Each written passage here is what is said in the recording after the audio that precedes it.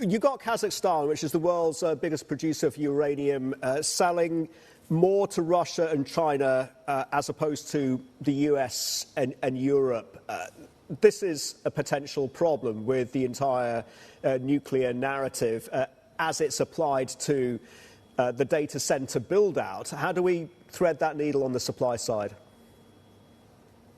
Yeah, it's, I mean, we've had a decade or more of reliance on Kazakhstan for uranium. We've had a decade or more of reliance on Russia for enriched uranium product, which is what uranium goes through in the fuel cycle. And the West is starting to wake up to the fact that the Kazakhs are not they've had their own supply issues.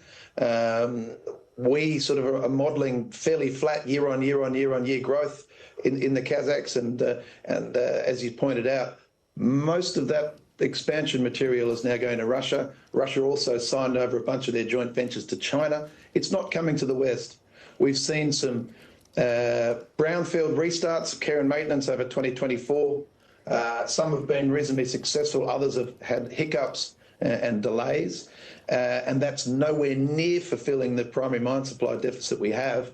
And we're sitting here languishing at a price that's just not economical to encourage any new greenfield projects in. So we really need to see the utilities step up and come more upstream and start investing in the price that's going to get them more supply. Otherwise, they're going to find themselves in a real pickle in the next few years. Guy, would it be fair to say that right now, in terms of uranium stocks, right, and given the plans pretty much around the world for major countries to ramp up nuclear use, the supply of uranium right now, we're simply running on what's on the shelves now, on inventories?